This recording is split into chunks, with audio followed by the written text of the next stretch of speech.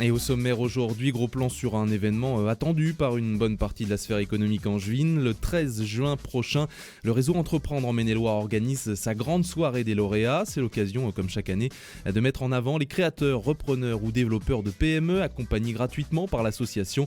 On en parle dans un instant avec la directrice du réseau. C'est un sujet qui cristallise les tensions en ce moment, la réforme de l'assurance chômage. Gabriel Attal a précisé les intentions du gouvernement ce dimanche. L'exécutif veut durcir les conditions d'indemnisation pour inciter les demandeurs d'emploi à retrouver du travail plus rapidement. Alors est-ce juste, est-ce pertinent? On va en débattre dans un quart d'heure environ. Et puis en troisième partie d'émission, notre traditionnel tête-à-tête avec un entrepreneur du territoire. Nous recevrons aujourd'hui le dirigeant d'une entreprise récompensée il y a quelques semaines lors des trophées RSE 2024 en Pays de la Loire. Pit Audio s'attaque aux nuisances sonores dans les pièces closes et les lieux recevant du public. L'entreprise conçoit et développe des panneaux acoustiques décoratifs, innovants et surtout biosourcés. Vous écoutez le Mag-Éco, nous sommes ensemble pour une heure d'information locale. Le Mag-Éco, en partenariat avec le Journal des entreprises.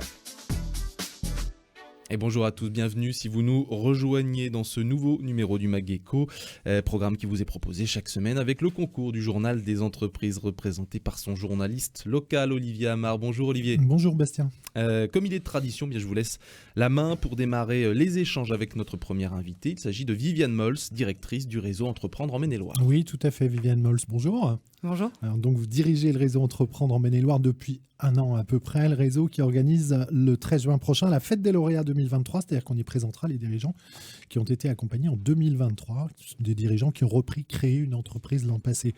Vous pouvez nous rappeler ce que c'est que le réseau Entreprendre? C'est d'abord un réseau national, hein. Tout à fait, c'est un réseau qui a été créé en 86 par André Mullier et Réseau Entreprendre Maine-et-Loire a été créé en 2010. Aujourd'hui, c'est 190, c'est près de 300 chefs d'entreprise et nous accompagnons les créateurs et les repreneurs dans leur réussite en leur offrant un accompagnement humain, financier, gratuit et dans la durée.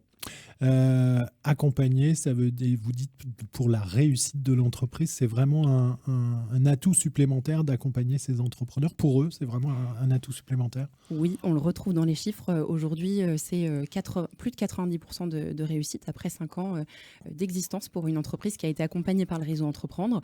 Et nous accompagnons avant tout l'entrepreneur à changer de dimension, à prendre la dimension de chef d'entreprise. Parce que l'idée, c'est pas d'accompagner une entreprise, c'est d'accompagner des personnes, hein, c'est ça. Vous accompagnez des entrepreneurs, même s'ils sont plusieurs à reprendre ou créer une entreprise, vous accompagnez chacun d'eux. Exactement, sur 2023, on mettra à l'honneur les 16 entrepreneurs et ça représente 12 entreprises sur le territoire. Quand vous dites on accompagne des dirigeants, des créateurs, des repreneurs, comment on les accompagne concrètement ? On les accompagne en mettant à leur côté un chef d'entreprise aguerri qui va les rencontrer une fois par mois pendant 2 ans. C'est un accompagnement individuel. Ils font également partie d'un accompagnement collectif, un club de lauréats. Ils sont 8 à 10 chefs d'entreprise à se retrouver tous les mois pendant 2 ans. Et puis, la cerise sur le gâteau, on leur apporte un accompagnement financier en leur accordant un prêt d'honneur entre 15 à 50 000 euros. Et puis, je précise que la raison d'être du réseau Entreprendre, parce que je ne l'ai pas dit, c'est la création d'emplois et c'est suite au licenciement massif des salariés de la société d'André Mullier qui a été créé le réseau Entreprendre. Et moi, j'aimerais savoir, qu'est-ce qui pousse les entrepreneurs encadrants, disons, à s'investir dans cette démarche-là ? Qu'est-ce qu'ils ont à gagner ? Donner, c'est recevoir. Et donc, nos dirigeants qui s'engagent au réseau Entreprendre reçoivent tout autant qu'ils donnent. Et c'est prendre du recul sur sa propre société, sur sa propre vie d'entrepreneur que de pouvoir partager ce qu'on vit au quotidien et puis de découvrir aussi de nouveaux modèles économiques et de nouvelles formes d'entrepreneuriat. Mais c'est un investissement temps important. Oui, alors c'est un accompagnement à la carte. Notre membre, il a la possibilité d'être accompagnateur individuel, donc ça passe par une rencontre mensuelle pendant 2 ans, ou il a la possibilité de venir par exemple à des comités d'engagement. Ça aussi, c'est un moment fort du réseau Entreprendre, où un candidat se présente à 12 chefs d'entreprise du réseau Entreprendre, présente son projet, et ces 12 chefs d'entreprise vont décider ensemble si nous allons accompagner ou non ce dirigeant. Quels sont les critères pour accompagner ou non un dirigeant ? La création d'emplois, Pour un créateur, c'est avoir l'ambition de créer minimum 5 emplois dans les 3 ans. Et sur les reprises, c'est 7 emplois déjà existants et la volonté de vouloir en développer davantage. Vous l'avez dit, il y a des entrepreneurs qui vont accompagner ce que vous appelez, vous, des lauréats. Ils ne sont pas toujours du même secteur d'activité, même rarement du même secteur d'activité. C'est néanmoins les mêmes problématiques entre un entrepreneur qui accompagne et un entrepreneur accompagné. Exactement, Olivier. On vient non pas accompagner sur le métier, mais on vient accompagner sur la posture du dirigeant et donc toutes les problématiques qui sont liées au quotidien du dirigeant, mais aussi toutes les joies, la gestion humaine, l'aspect financier, etc. Pour avoir rencontré d'anciens lauréats du réseau Entreprendre, il y a un vrai lien qui se crée entre la personne qui a accompagné et la personne qui accompagne, qui accompagne et celle qui a été accompagnée. C'est des liens qui durent dans le temps aussi, souvent. Oui, pour la plupart, c'est des liens qui durent dans le temps et parfois même des amitiés qui se créent à la suite d'un accompagnement. Est-ce que c'est nécessaire un accompagnement quand on reprend une entreprise ? Oui, j'invite tous les entrepreneurs à s'inscrire dans une dynamique de réseau et d'accompagnement, que ce soit le réseau Entreprendre ou une autre organisation. La solitude du dirigeant, elle est là, et un accompagnement tel que celui du réseau Entreprendre, c'est permettre de briser cette solitude et de pouvoir partager avec des pairs. Souvent, les lauréats du réseau Entreprendre, ils ne s'arrêtent pas à être lauréats du réseau. Ils intègrent le réseau, ils deviennent eux-mêmes accompagnants plus tard. Exactement. Ils illustrent parfaitement notre valeur clé qui est la réciprocité. Un lauréat, il est accompagné pendant 2 ans et puis il peut devenir membre alpha, ancien lauréat, futur adhérent, puis membre au bout de 5 ans. Et il a la possibilité donc de s'engager et de participer à tous nos temps forts. Il peut même devenir président du réseau, puisqu'il y a un nouveau président depuis quelques semaines, c'est Thierry Donat. Il a succédé lui-même à Patrick Desmaux. Tous les deux, ils ont été lauréats du réseau. Vous pouvez nous le présenter rapidement, Thierry Donat ? Oui, avec plaisir. Thierry Donat, il a un parcours commercial. Il a été directeur commercial dans le secteur de la santé. Et puis en 2014, il a souhaité entreprendre et il a créé Abloc, une société située à Avrier qui fabrique et conçoit des matelas et des coussins pour les blocs opératoires, pour le positionnement du patient. Aujourd'hui, c'est 15 personnes à Avrier. Et donc, Thierry, il a été accompagné par le réseau Entreprendre en 2016, par Patrice Lambert. Et puis, il est devenu membre du réseau Entreprendre, puis animateur de club. Il a suivi un club de lauréats pendant 2 ans. Et aujourd'hui, il est président du réseau Entreprendre. Alors, à la direction du réseau Entreprendre Maine-et-Loire, il y a aussi quelqu'un qui a suivi tous les échelons, parce que vous êtes entré vous-même en stage au réseau Entreprendre à Paris. Vous avez pris la direction l'année dernière à la suite vous avez succédé à Thibaut Bechet. Comment ça se passe depuis 1 an ? C'est différent, la fonction est différente ? La fonction est différente, mais je prends beaucoup de plaisir au quotidien à accompagner nos entrepreneurs. En effet, 2019, j'ai rejoint Réseau Entreprendre Maine-et-Loire à la suite de Thibaut Bechet. Et puis, ces derniers mois ont été marqués par une transition, puisqu'on a une nouvelle équipe en place au Réseau Entreprendre Maine-et-Loire. Ce sont Laura, Dominique et Océane qui nous ont rejoints et je les salue parce qu'ils œuvrent au quotidien pour le réseau et les entrepreneurs. Alors, sur le territoire angevin, Viviane Mols, dans l'Ouest en particulier, il y a beaucoup d'entreprises qui sont familiales. Il y a des enjeux de reprise d'entreprise à plus ou moins court terme. Est-ce que la reprise, c'est quelque chose sur laquelle vous travaillez plus spécifiquement au réseau Entreprendre ou c'est quelque chose que vous accompagnez tout simplement, tout naturellement ? Non, on n'accompagne pas plus spécifiquement. Nous accompagnons tous les entrepreneurs qui ont l'envie et le besoin d'être accompagnés. Et aujourd'hui, Réseau Entreprendre Maine-et-Loire, c'est 50-50 reprise, création. Il y a eu un engouement avec la crise du Covid, avec des gens qui voulaient se réorienter, changer de carrière, etc.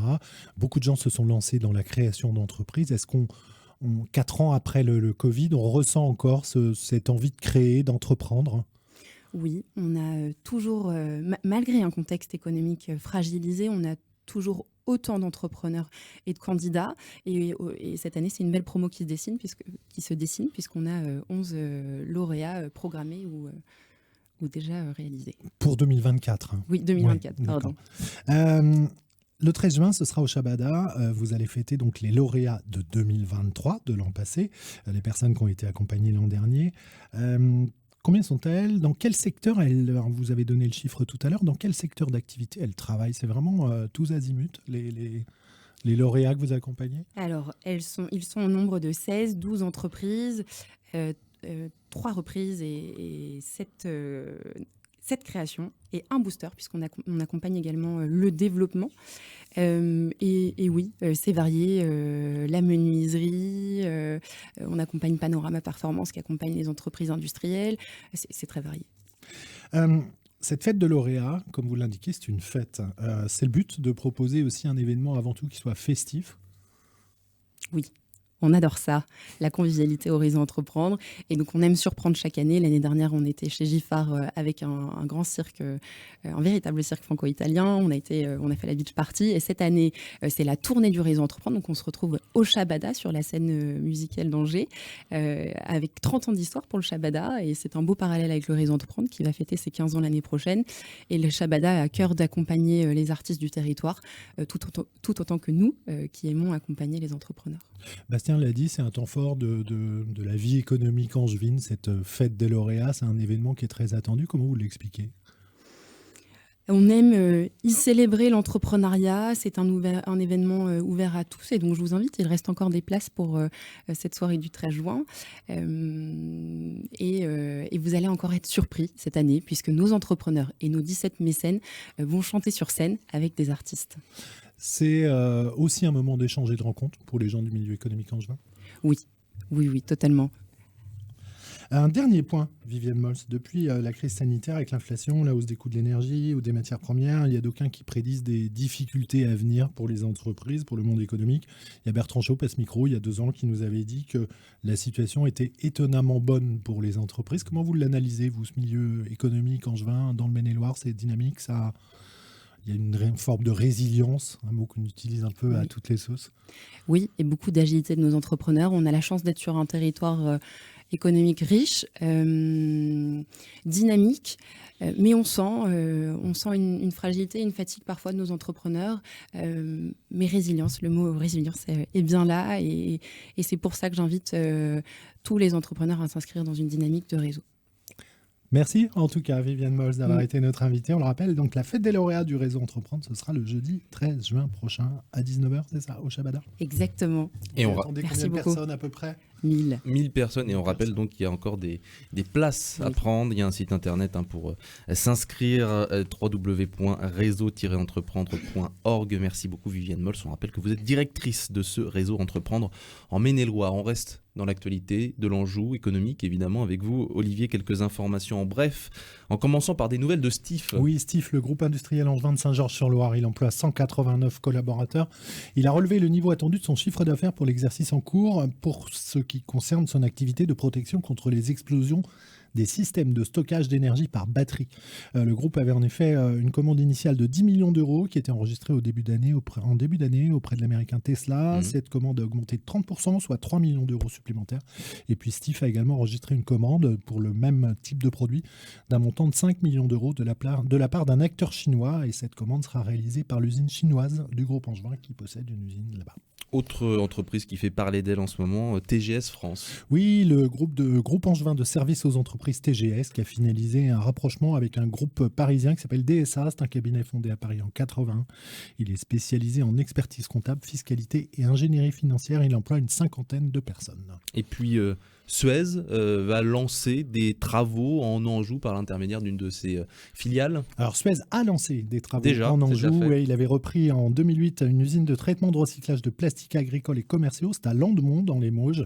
Il a lancé un programme d'investissement de 30 millions d'euros. Il va ajouter 2 lignes supplémentaires. C'est le plus important investissement réalisé à ce jour par Suez dans le recyclage du plastique. Avec 3 lignes de recyclage, l'usine traite actuellement 30 000 tonnes de matières premières par an. Avec les 2 nouvelles lignes, elle sera en capacité de traiter 60 000 tonnes de plastique chaque année. Merci beaucoup Olivier. On poursuit notre magazine avec les débats de l'écho. Les débats de l'écho, RCF Anjou. Si nous ne réformons pas l'assurance chômage aujourd'hui, nous risquons de caler sur la route du plein emploi. Ces mots, ce sont ceux de Gabriel Attal. Dans une interview accordée au journal La Tribune ce dimanche, le Premier ministre a défini les contours de la future assurance chômage et l'exécutif compte bien durcir les règles d'indemnisation à partir du 1er décembre prochain pour inciter les demandeurs d'emploi à retrouver un travail plus rapidement. Alors il y a 3 points importants à retenir dans les annonces du Premier ministre. D'abord, la réduction de la durée maximale d'indemnisation pour tous ceux qui ont moins de 57 ans. ans. Elle va passer de 18 mois à 15 mois si le taux de chômage se maintient en dessous des 9%. S'il descend en dessous des 6,5%, là ce sera plus que 12 mois d'indemnisation. Le deuxième élément, c'est que pour être éligible à cette aide, il faudra avoir travaillé au moins 8 mois sur les 20 derniers, contre 6 mois au cours des 24 derniers mois actuellement, ce qui fait craindre aux syndicats pour les plus précaires et les jeunes notamment. Et puis enfin, l'indemnisation senior, qui est un peu plus longue, même si elle aussi est raccourcie de 27 à 22 mois et demi, elle ne sera accessible désormais qu'à partir de 57 ans, contre 55 ans aujourd'hui. Alors, en contrepartie de tout ça, l'État promet la création de 90 000 emplois et l'économie de 3,6 milliards d'euros par an, soit quasiment quand même 10% du budget total de l'assurance chômage. Mais est-ce que c'est un bon pari pour l'emploi ? C'est surtout ça qui nous intéresse. Et pour en débattre, nous accueillons Antoine Lelarge, secrétaire général de la CFDT 49, et puis Maxime Turc, délégué général de l'Union des industries et métiers de la métallurgie en Anjou. Bonjour messieurs. Bonjour. Bonjour Bastien. Merci d'avoir accepté notre invitation pour parler de ce sujet épineux qui n'est pas facile. Je pense pas qu'on vous mettra d'accord d'ailleurs sur la question, mais c'est pas grave. L'idée c'est de vous entendre et d'entendre les positions des uns et des autres. La mesure d'abord, d'un point de vue global, Maxime Turc, vous la soutenez ?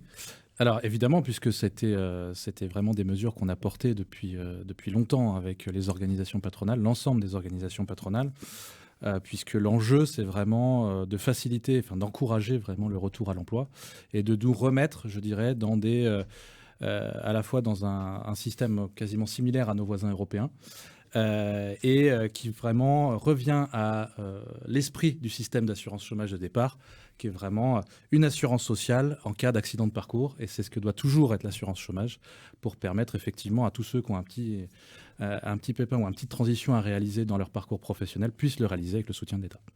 Antoine Lelarge, vous dites, finalement, j'entends, mais c'est pas forcément juste comme système. Non, c'est pas juste. Et puis, ça participe en tout cas à l'idée que finalement, c'est un peu de la faute du chômeur qui peut-être se complairait dans une situation. Choisirait effectivement de se mettre en situation de chômage et de la faire perdurer, qui va à l'opposé de ce qu'on rencontre aujourd'hui, que ce soit les chômeurs en général, mais en particulier les demandeurs d'emploi seniors, qui nous font part des difficultés qu'ils rencontrent et de l'énergie qu'ils doivent déployer, et des fois plus que les autres, pour retrouver un emploi. Donc non, pas juste parce que le système n'est pas déficitaire, il faut le rappeler. C'est actuellement, effectivement, le chomage a baissé. 1,6 milliard d'excédent sur l'assurance chômage l'an dernier, on devrait être à 1,1 milliard. Donc il n'y a pas de réforme, en tout cas, nécessitant... il a été déficitaire par le passé, il ne l'est pas aujourd'hui, on est d'accord. Il n'est pas aujourd'hui, donc il n'y a pas d'urgence du système. Et donc, je rejoins à ces résultats excédentaires, ils doivent servir en particulier sur la question de l'accompagnement. Il y a des choses à faire, et donc il y a des réformes à mener, mais en tout cas, la réforme qui est menée aujourd'hui, elle est avant tout budgétaire. On confond, Maxime Turc le disait, sur l'assurance chômage. Là, on a des propos, ne serait-ce qu'hier, de Gabriel Attal, qui confond un peu ce que c'est une cotisation et un impôt, puisqu'il nous parle du budget.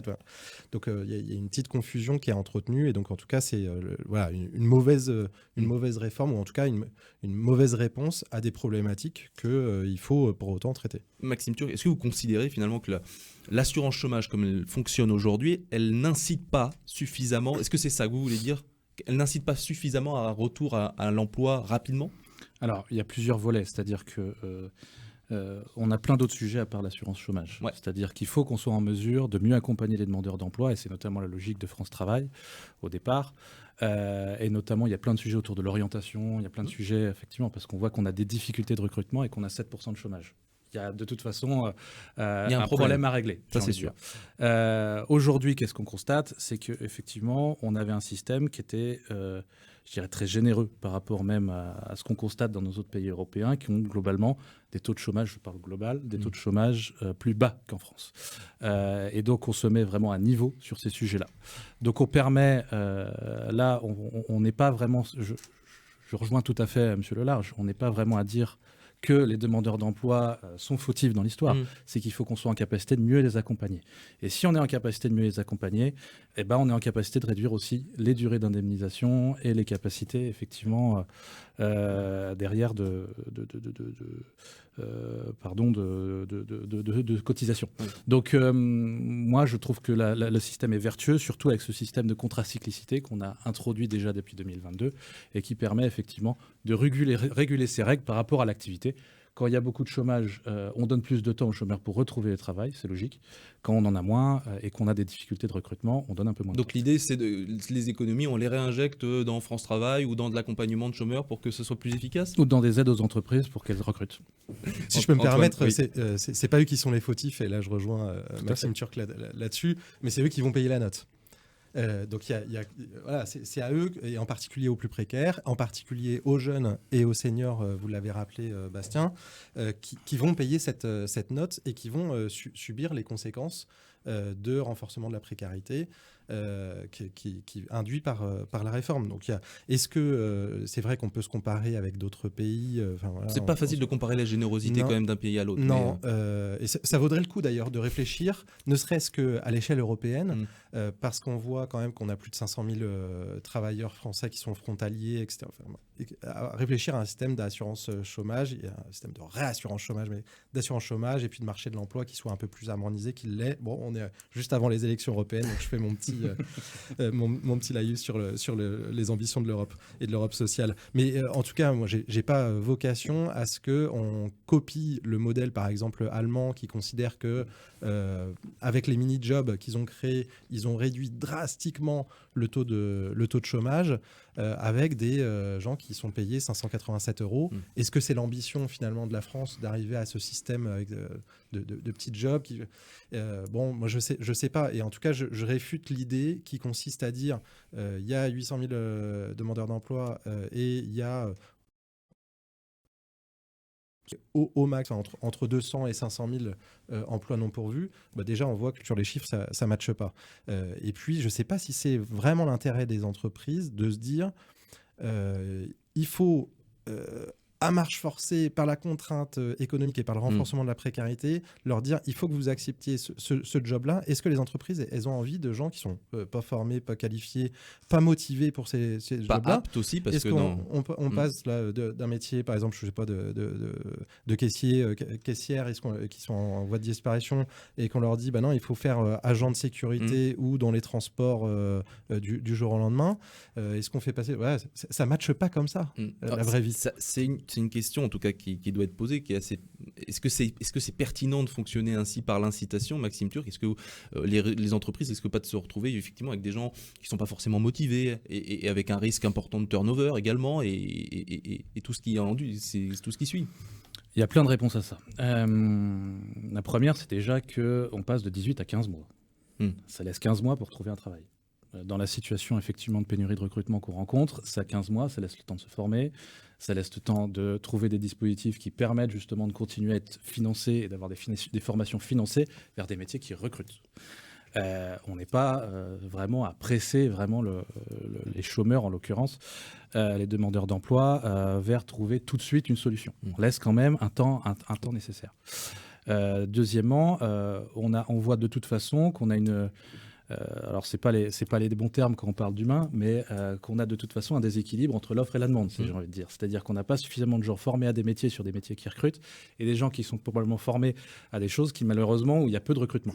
Et donc ces 15 mois doivent permettre de rééquilibrer cette balance, et c'est vraiment l'esprit, à mon avis, de cette réforme, c'est de rendre les gens beaucoup plus actifs dans cette démarche-là pour qu'ils aillent vers des emplois qui recrutent et des savoir-faire sur lesquels on a tous les dispositifs qui existent de formation, d'accompagnement, qu'ils soient sociaux, qu'ils soient économiques, pour qu'ils aillent vers des entreprises qui recrutent. Vous entendez cet argument-là, Antoine Lelarge? Ils n'ont pas le couteau sous la gorge. Finalement, 15 mois, ça laisse du temps pour se former, s'orienter vers des métiers qui recrutent. C'est ça, il faut les dispositifs. Il y a plusieurs leviers. Il y a les dispositifs d'accompagnement, ça a été évoqué. Ça, c'est un élément fondamental.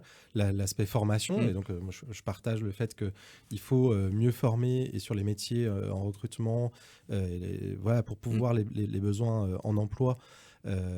Mais pas effectivement le couteau sous la gorge. Et puis il y a tout ce qui est autour aussi de lever les freins périphériques à l'emploi, c'est-à-dire autour des questions de logement. On voit par exemple sur les bassins d'emploi ne serait-ce que localement, on peut en reparler à Angers, ou sur la question des gardes d'enfants, par exemple, 850 familles qui sont en attente de crèche à Angers. Ces éléments-là font aussi qu'il y a des choix qui sont opérés par les personnes. Mais est-ce Donc, que il faut lever ces freins. 18, En tout cas, 15 mois, est-ce que ça change vraiment quelque chose en tout cas, finalement moi, voilà, il faut pas stigmatiser, même si que ce soit 18 ou 15 mois, les demandeurs d'emploi, ils sont pas en train de se la couler douce sur le canapé devant la télé. Ils envoient des centaines de courriers, ils répondent à des centaines d'annonces, ils se déplacent, etc.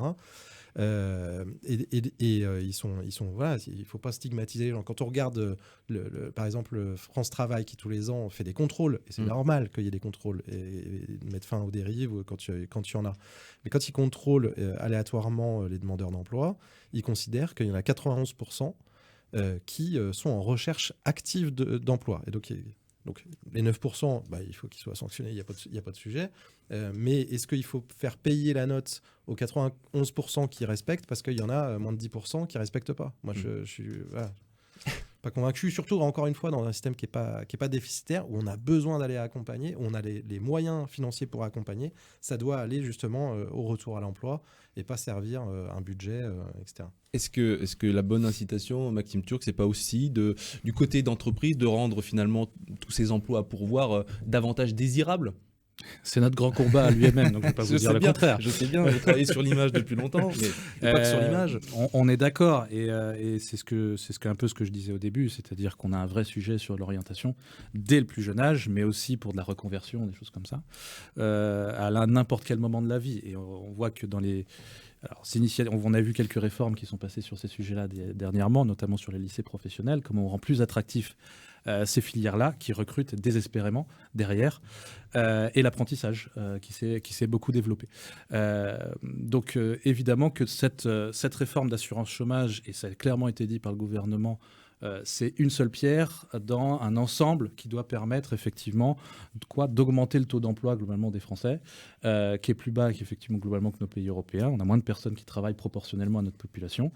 Et ce taux d'emploi doit augmenter pour créer effectivement de l'activité et continuer sur tous nos enjeux, qui soient simplement budgétaires ou simplement sur tous nos enjeux économiques, climatiques et autres, et qu'on réussisse l'ensemble de nos paris actuels, qui sont nombreux.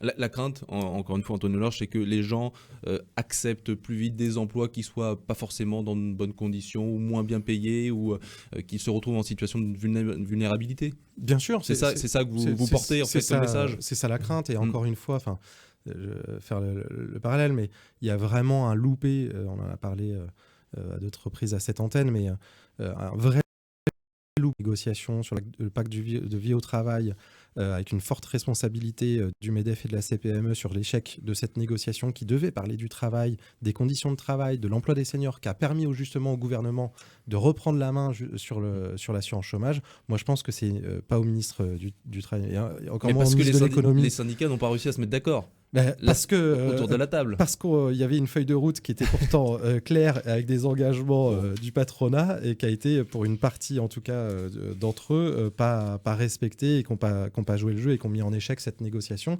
alors que c'était quand même l'occasion de reparler pénibilité, emploi des seniors, et justement des conditions de travail, parce que c'est aussi ça le risque, c'est l'usure au travail, en particulier pour les seniors. Et donc, qu'est-ce qu'ils vont accepter ? On voit qu'il y a des incitations même dans la réforme là, qui se mettra en œuvre à aller sous-payer avec des salaires inférieurs à ce qu'ils pouvaient avoir avant les seniors, avec des compensations. Vous parlez du bonus emploi senior là ? Par exemple, c'est ça. Avec qui incite à payer moins. Donc heureusement, il y aura des plafonds. Je ne l'aurais pas tourné comme ça. Oui, alors on rappelle, le bonus emploi senior, c'est un chômeur âgé de 57 ans qui acceptera un emploi moins bien rémunéré que son précédent travail, et qui verra donc le manque à gagner comblé par l'assurance chômage pendant un an pour les salariés, en sachant que c'est pour des salaires allant jusqu'à 3 000 euros. Vous craignez que ça ait des effets d'aubaine pour les entreprises ?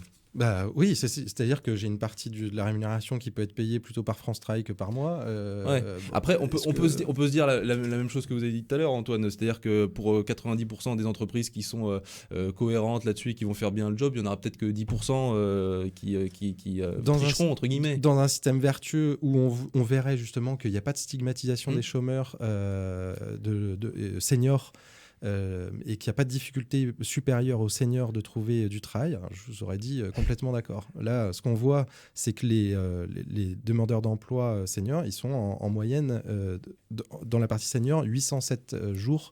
Donc c'est 3 fois plus que le reste de la population, etc. Donc on voit la difficulté quand même de ces seniors à retrouver un travail. Et donc je parlais d'accompagnement, je parlais de formation, je parlais des freins, mais il y a évidemment la question des conditions de travail et de rémunération. Si on se dit bah non, on veut plus des seniors parce qu'ils nous coûtent trop cher et puis ils sont pas assez rentables, bah non, j'espère que c'est pas ça l'idée qu'on se fait des seniors, et c'est plutôt valoriser leur expérience, la capacité à transmettre, la capacité aussi à prendre du recul par rapport. Et donc c'est plutôt ça qu'il faut valoriser que de stigmatiser. Je voulais juste répondre pour conclure, Maxime Turc, sur cette question des seniors et sur cette question du bonus emploi senior.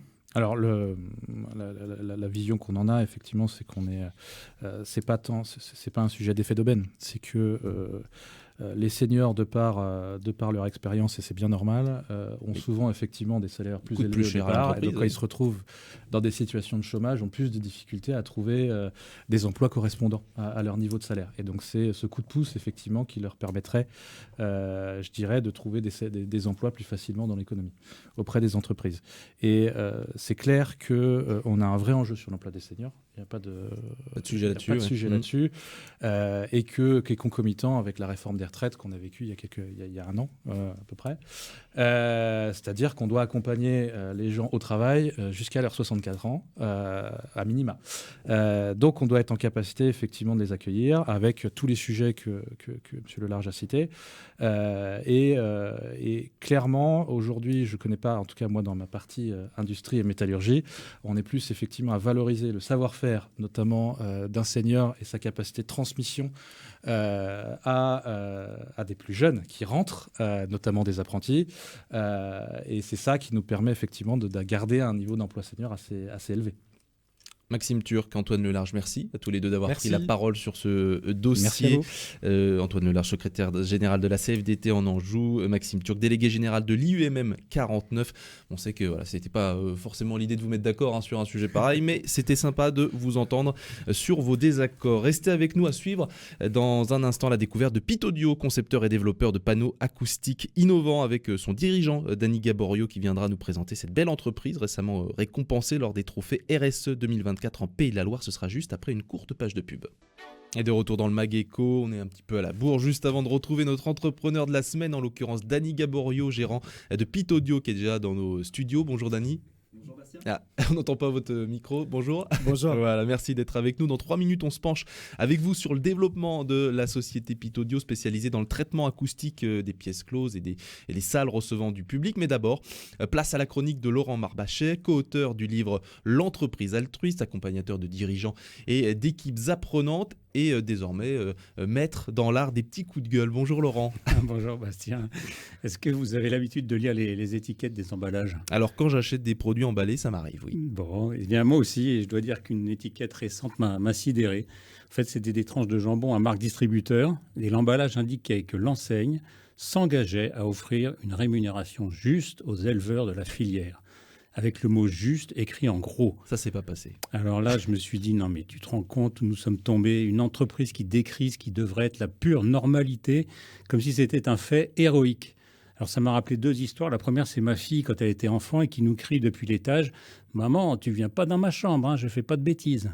Puis l'autre histoire, imaginez que nous montions tous les deux au 5e étage par les escaliers. Et puis là, à chaque étage, je vous dis, mais vous savez, Bastien, moi, je suis très honnête. Hein, vous savez, Bastien, moi, je ne vole pas les gens, etc. Donc au 3e, 4e étage, Vous avez commencé à vérifier dans votre poche que votre portefeuille est toujours là, non? Bon, mais Laurent, les entreprises, elles sont obligées quand même de communiquer sur leur action positive. Oui, d'accord, mais enfin, il y a action positive et action positive. Moi, ce qui me désespère dans cet exemple, c'est le fait qu'une entreprise se vante d'une action qui devrait être la base minimale de tout projet économique. Si elle se sent obligée de la mettre particulièrement en lumière, est-ce parce qu'elle n'a pas ce standard pour toutes ses relations avec tous ses fournisseurs, sans parler bien sûr du fait de savoir qui définit ce qui est juste ou pas. Enfin bon, si on élargit le propos, je crois que cet exemple renvoie aussi à une question qui est importante pour tout dirigeant d'entreprise. C'est laquelle? Alors, finalement, quelle attitude adopter face au comportement exemplaire d'un ou d'une collègue? Eh bien oui, en tant que dirigeant, je suis le principal gardien de la culture de l'entreprise. Mes actes et mes propos indiquent à tous la valeur que j'attache à tel ou tel aspect des choses. Et donc, le dilemme est le suivant. Si je ne félicite pas le collègue pour son comportement, eh bien, je laisse passer une chance d'illustrer pour tout le monde ce qui est bon et sain pour l'entreprise. Et d'un autre côté, si je félicite un collègue pour un comportement exemplaire, je risque de laisser croire que c'est tellement exceptionnel que je n'attends pas cela de tous à tout moment. Il y a une issue quand même à ça? Alors oui, je pense que la réponse, en fait, elle réside en amont, dans la clarté des valeurs du collectif et surtout dans la vigilance permanente à leur incarnation. Vous savez, beaucoup d'entreprises ont défini des valeurs, mais beaucoup de dirigeants, lorsqu'on les interroge à leur sujet, sont incapables de les nommer toutes. Et donc l'attention à l'incarnation des valeurs d'entreprise de façon concrète, quotidienne, ancrée dans les processus ordinaires, est à mon sens une des responsabilités majeures de tout leader. Et je dirais même qu'il doit être absolument intransigeant sur toute violation de ces valeurs. Combien de fois m'arrive-t-il de voir des entreprises garder en poste telle ou telle personne dont tout le monde sait parfaitement qu'elle est complètement à côté de la plaque du point de vue de son comportement, et tout ça au prétexte qu'elle a de bons résultats. Et moi, je pense qu'une telle attitude, c'est suicidaire. Bon, et pour en revenir à votre dilemme, féliciter ou pas féliciter le bon comportement? Vous aurez compris, Bastien, que si vous avez construit et entretenu cette culture où les valeurs sont comprises, respectées et crédibles parce que les écarts ne sont pas acceptés, alors il devient inutile de féliciter votre collègue. La personne, comme ses collègues, savent parfaitement que ce qui s'est passé correspond au comportement attendu.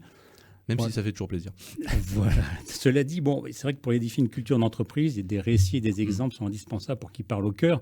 Mais pour cela, je suggère d'aller plutôt les chercher dans l'histoire de l'entreprise pour ne pas trop les personnaliser en les focalisant sur tel ou tel personnage héroïque. En conclusion? Eh bien oui, de grâce, éliminez de votre communication tout ce qui peut laisser croire que ce que vous faites est exceptionnel lorsque c'est simplement la base du respect des gens. Vos clients ne sont pas complètement crétins, vos salariés non plus d'ailleurs, et ils ne veulent pas être considérés comme des portefeuilles dans lesquels vous venez piocher à votre guise. Si vous vous targuez à ce point-là d'être juste avec vos fournisseurs, ils pourraient finir par se demander si finalement vous êtes totalement juste avec eux. C'était le billet d'humeur de Laurent Marbacher, accompagnateur de dirigeants et d'équipes apprenantes. Merci beaucoup Laurent. Ça suscite peut-être une réaction de notre invité Dany Gaborio sur ce que vous venez d'entendre. Effectivement, sur la fin, je rebondis un peu avec ce qui a pu être dit. C'est important effectivement d'avoir des gens qui soient ancrés dans nos valeurs et puis effectivement pas forcément valoriser des attitudes qui sont finalement normales. C'est vrai que nous on est un petit peu dans cet ADN-là en développant des produits biosourcés, en allant chercher aussi des gens éloignés de l'emploi, etc. En fait, on a un comportement qui est normal. Finalement, on arrive à le valoriser par des concours, etc. Mais nous, on ne le fait pas pour ça, on le fait vraiment parce que finalement, c'est normal pour nous et parce qu'on a la volonté de le faire. Ils n'ont pas raison, Laurent, justement de faire reconnaître leur action par les trophées RSE, notamment? C'est très bien de dire ce qu'on fait, ce qu'on fait bien. Voilà, mais après, il y a manière et manière de le faire. Et je pense que cette question de rémunération juste, en fait, pour moi, c'est quand même la base de la base, en fait. Je suis bien d'accord là-dessus. En tout cas, ça permet, notamment les trophées RSE, de valoriser des actions pour vous, pour le personnel aussi. Exactement. Puis c'est vrai que dorénavant, dès qu'on met une offre d'emploi, on a beaucoup de candidatures. Donc ça marche aussi sur l'attractivité de la marque employeur. Exactement, ça marche sur l'attractivité. Ça fait aussi comprendre bien ce qu'on fait. Donc c'est important puisque c'est vrai qu'on a vraiment des valeurs qui sont ancrées. Et des fois, effectivement, les salariés ne les comprennent pas forcément. Donc quand on va sur des concours comme ça, c'est important. Il faut savoir aussi que c'était sur ce concours quelque chose de co-construit. Donc des fois, en fait, il y a des choses qu'on fait tellement naturellement qu'on pense pas que ce soit forcément valorisant, etc. Donc là, c'était éco-construit avec des étudiants. Donc D'accord. c'est eux qui nous ont fait en fait Qui vous ont fait remarquer qu'il fallait appuyer sur tel ou tel... Exactement, des choses qu'on faisait naturellement Ah. et auxquelles on pensait pas forcément. En fait, pour nous, c'était effectivement tellement naturel que c'est pas des choses que j'aurais mis forcément de prime abord dans le dossier. Et en fait, c'est complètement valorisant et c'est complètement en lien avec la RSE. Donc, ils m'ont fait remarquer des choses qu'on mettait et que je trouvais en fait tellement naturelles que je ne voyais pas forcément comme quelque chose de valorisant. Et en plus, ça a été récompensé. Bon, pour qu'on Exactement. comprenne un peu mieux ce que vous faites, Pit Audio, alors déjà, a été créé en 2019 dans le Choletais. Vous avez récemment déménagé vos locaux. Mais en quelques mots, votre job, c'est la correction acoustique. On peut le définir comme ça ? Exactement, c'est bien ça. C'est pas l'isolation phonique qu'on va faire, c'est de la correction acoustique. Donc concrètement, on va accompagner nos clients pour qu'il y ait moins de réverbération dans leurs espaces. Donc on va s'attaquer à des espaces clos. Et l'idée, c'est qu'il n'y ait pas d'écho et de brouhaha qui soient trop importants. Donc on ait une bonne intelligibilité de la parole dans des espaces. Donc notamment en restaurant, c'est des problématiques qui sont très présentes. Ouais. Quand on vient passer un moment de convivialité, c'est et qu'on n'arrive extrêmement pas à parler désagréable. avec la personne qui est à côté de nous, oui. Exactement. Donc en fait, on a des produits qui vont corriger ce genre de sensations. Après, on va s'attaquer à différents marchés. On est également dans tout ce qui est plutôt le monde de l'audio. On a besoin d'avoir une bonne qualité sonore quand on écoute de la musique ou quand on veut enregistrer de la musique dans des bonnes conditions. Donc là-dessus, on a aussi des produits qui sont vraiment spécifiques. Je ne vais peut-être pas rentrer trop dans le détail, mais on va avoir des diffuseurs, des bass traps, ce genre de produits pour vraiment avoir une qualité sonore qui est extrêmement bonne. Alors que sur le premier type de clientèle que je vous ai cité, tout ce qui va être restaurant, RP, entreprise recevant des travailleurs ou du public, on va vraiment être sur juste la gestion de la réverbération, alors que dans les environnements audiophiles ou du cinéma privé, on va aussi gérer tout ce qui va être phénomène de diffusion. Donc on est sur quelque chose d'un petit peu plus pointu. Pour faire simple et pour que les auditeurs imaginent un peu ce que ça représente, la réverbération du son, ça fonctionne comment ? En fait, le son, c'est une balle de ping-pong qui va dans tous les sens, dans une pièce close ? Exactement. Je pense que le plus simple, c'est plutôt de prendre la partie du billard, mais c'est un petit peu ça. En gros, la réverbération, ça va fonctionner comme une boule qu'on va tirer avec la queue du billard. Et si vous avez des bandes périphériques qui sont absorbantes, la boule va mettre peu de temps à s'arrêter.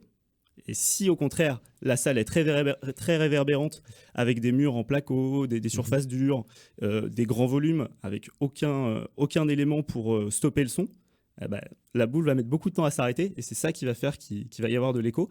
Et plus il va y avoir de boules, c'est-à-dire plus il va y avoir de points d'émission qui vont générer du bruit, plus ça va être problématique et plus on va avoir du mal à s'entendre parler. Donc votre boulot, il est en deux parties. La première, c'est d'analyser un peu la pièce, l'espace que vous allez avoir à corriger. Et puis la deuxième, c'est concevoir, développer des panneaux pour répondre aux besoins. C'est exactement ça.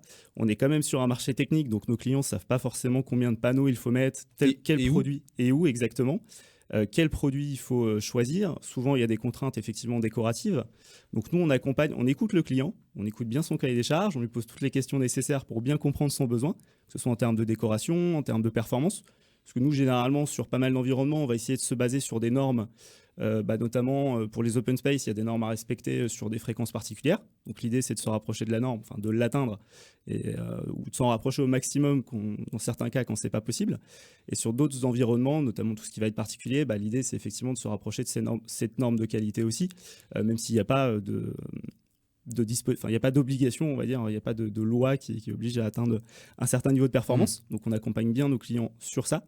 On l'accompagne également sur tout ce qui va être aspect décoratif, contraintes également en termes de pose. On a différents produits, différents systèmes de fixation.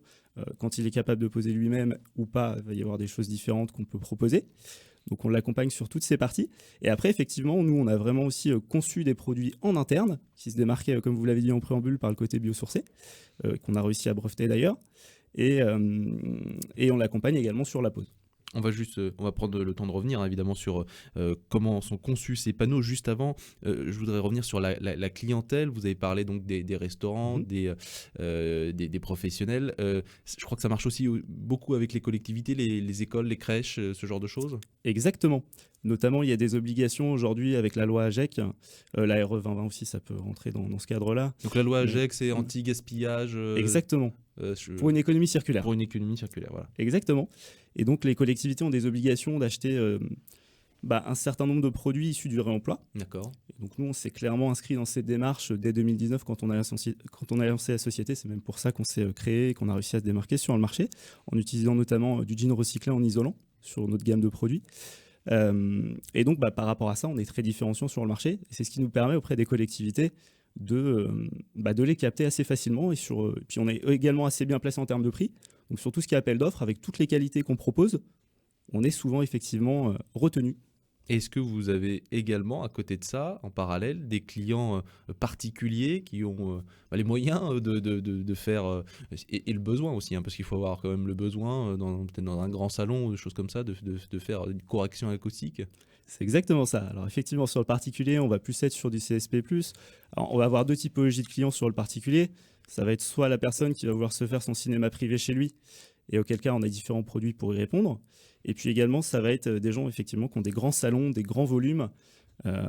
Donc là-dessus, effectivement, c'est quand même des demeures assez onéreuses. Et on répond également à ce type de besoin. Dany Gaborio, co-gérant de Pit Audio, est avec nous dans le Mag-Éco aujourd'hui. RCF Anjou, le Mag-Éco.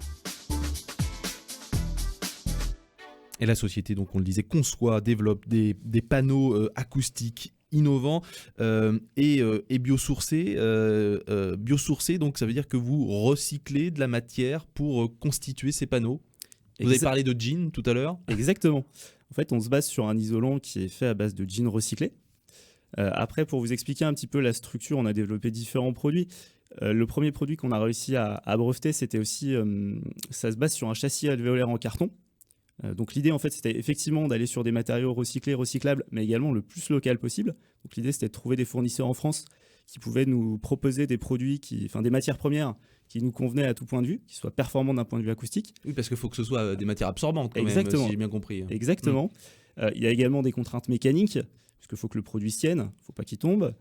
Et puis, des contraintes de performance, il fallait également que ce soit décoratif, comme j'ai pu le dire en préambule tout à l'heure. Donc on avait un cahier des charges assez important. Il fallait également, comme on est sur un marché normé, que le produit se tienne en réaction au feu. Donc finalement, on avait un cahier des charges qui était assez compliqué, surtout que les matériaux naturels de prime abord, notamment le carton, c'est pas forcément la matière la moins inflammable. Le jean également. Donc il a fallu faire du développement. On s'est rapproché de la région des Pays de la Loire pour obtenir quelques subventions. On s'est rapproché également de réseaux, comme c'était un petit peu le début de la chronique, mais le réseau Initiative France qui nous a accompagnés via un prêt d'honneur.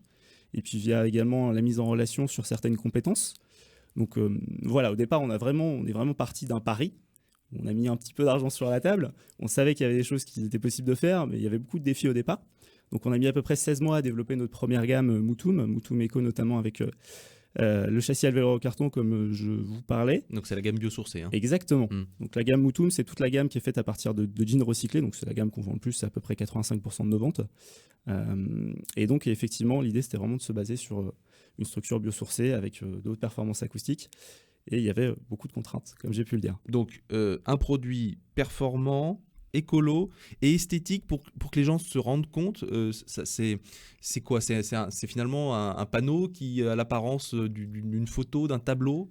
Exactement. Alors, on propose des revêtements qui sont imprimés. Donc, dans ces cas-là, ça fait vraiment effectivement la forme d'un tableau qu'on va souvent mettre au mur.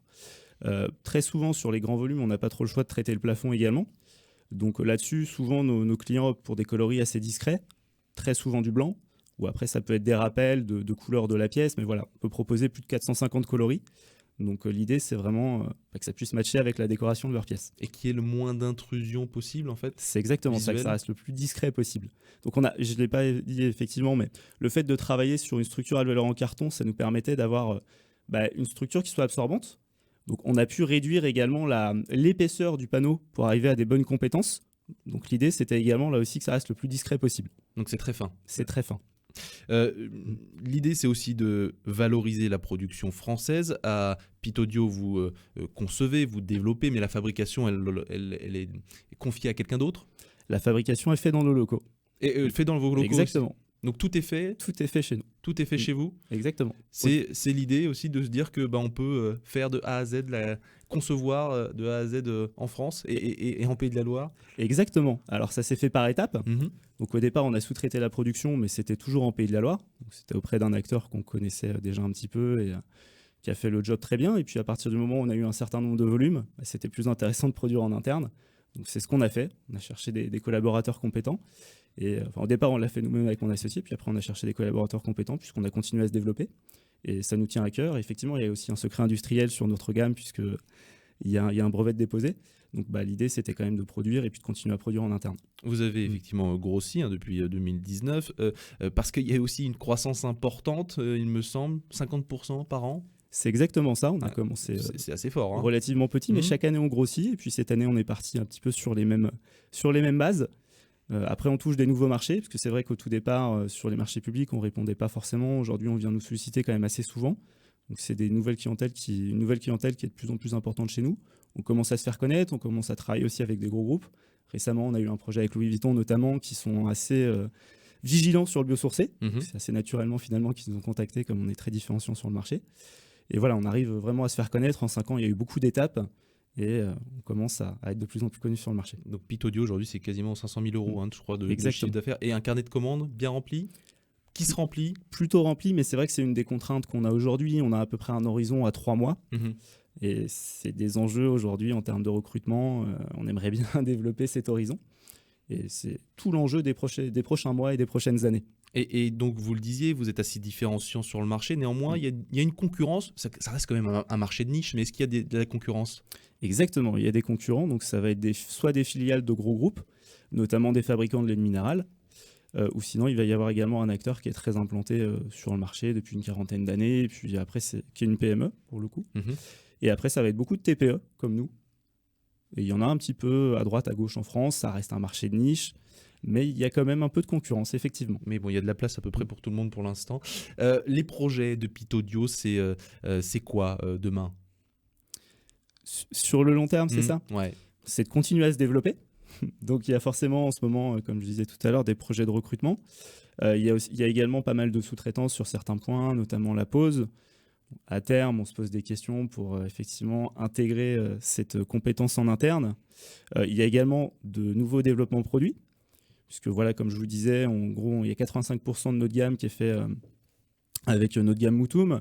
Donc là, l'idée, ce serait aussi de développer des dalles acoustiques qui auraient des compétences thermiques, enfin des performances thermiques, pardon, toujours sur ce côté biosourcé à partir de textiles recyclés. Donc là, on est en plein développement sur ce genre de produit. La différence entre la dalle acoustique et le panneau acoustique? Alors la dalle, ça peut avoir effectivement des performances qui vont être thermiques et d'isolation. D'accord. Donc en gros, l'idée, c'est aussi de réduire un peu le bruit provenant de l'extérieur d'une pièce, alors que la correction acoustique, ça va vraiment être du traitement du bruit interne à une pièce. Donc on est sur 2 marchés un peu différents. Et c'est vrai que les problèmes de voisinage, c'est des gros problèmes. On est souvent contacté pour ça. Et aujourd'hui, on n'a pas tellement de produits. Et la mise en œuvre, elle est également un petit peu plus complexe. Donc l'idée, c'est d'essayer de proposer quelque chose qui reste dans notre ADN. Et notamment, le textile recyclé, c'est quelque chose qu'on travaille depuis 2019. Donc là, on est en développement sur ce genre de produit. Donc ça peut être aussi, donc on parlait des murs tout à l'heure avec les tableaux, mais ça peut être aussi des dalles au plafond. Exactement. Pour absorber le son. C'est exactement ça. Et vous parliez du textile recyclé. J'imagine que l'objet, c'est aussi de continuer à être toujours plus performant sur ce domaine de circuits vertueux. Exactement. Et c'est pour ça aussi qu'on essaie de s'entourer, parce que malheureusement, avoir toutes les compétences, connaître toutes les filières françaises, c'est beaucoup de travail. Donc on n'hésite pas à se faire entourer. Et je rejoins un petit peu le début de la chronique de l'émission. C'est extrêmement important d'aller dans des réseaux à droite, à gauche. Donc nous, c'est vraiment ce qu'on essaie de faire. Et à chaque fois, on essaie de prendre un regard extérieur.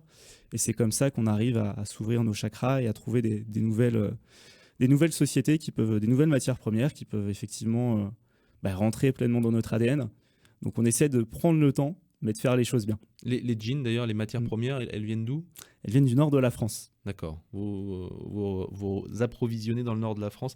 Et les chutes, parce que j'imagine qu'il y a des chutes aussi, vous ne pouvez pas tout utiliser? Il y a très peu de chutes, honnêtement. Il y en a quand même très peu. Ouais, il y en a très peu parce que les rouleaux sur lesquels, la forme dans laquelle on achète les produits font qu'on a pu optimiser derrière des tailles de produits. Et on a effectivement quelques chutes qu'on peut revaloriser, et c'est ce qu'on essaie de faire d'ailleurs. On a des associations à côté de chez nous, notamment l'outil en main, qui forment des jeunes qui ne savent pas forcément structure, enfin dans quelle voie partir, et notamment plutôt des métiers manuels. Donc là-dessus, on a réussi à revaloriser certaines de nos chutes comme ça. Il y a aussi des cabinets d'architecture avec qui on a pu travailler, notamment sur la partie textile, sur laquelle on a quelques chutes. Donc l'idée, c'est vraiment en fait de revaloriser et de voir un petit peu en local comment revaloriser toutes ces chutes. On en a malgré tout un petit peu, donc il y en a qu'on est obligé de jeter malheureusement en déchetterie, mais l'idée c'est vraiment d'être le plus vertueux là-dessus et puis de trouver des débouchés sur absolument toutes nos chutes. Bon, on comprend que ça fait partie de votre ADN. Bon, Laurent, c'est pas mal finalement de valoriser des projets comme ça avec tout ce que ça implique. Mais bien sûr, c'est formidable. C'est formidable. On va vous... Oui. Non, ça m'évoque aussi les projets de Perma Industrie, Tout à fait. portés notamment par les tissages de Charlieu, justement pour récupérer de la matière première dans le textile, puisque la matière première elle est importée très très largement aujourd'hui. Surtout quand on parle de jean. Hein. Voilà, exactement. Donc, bravo. Merci. Bravo, effectivement, ce sera avec ça qu'on va terminer. Dany Gaborio, merci d'avoir pris le temps de répondre à nos questions. Donc on rappelle que vous êtes le dirigeant de Pit Audio, entreprise spécialisée dans la conception et le développement de panneaux acoustiques innovants et biosourcés. On retrouve toutes les informations vous concernant sur votre site internet, qui est très bien référencé. Exactement. Et puis on est également assez actifs sur certains réseaux sociaux, notamment LinkedIn, Facebook, et puis... il y a déjà pas mal d'informations sur tout ça sur YouTube également. Et sinon, c'est le www.pitaudio.com. Merci beaucoup à vous d'être passé par nos studios. C'est la fin de ce magazine. À retrouver évidemment d'ici quelques minutes. Maintenant, vous en avez l'habitude en podcast audio sur rcf.fr et puis dans peu de temps également en vidéo sur notre page YouTube RCF Anjou. Merci à tous ceux qui ont collaboré à cette émission. Je pense notamment à Olivier Amar du Journal des Entreprises et puis évidemment à David Mainfroid qui s'occupe de la technique et la réalisation de cette émission. On se donne rendez-vous la semaine prochaine pour un nouveau numéro. D'ici là, portez-vous bien.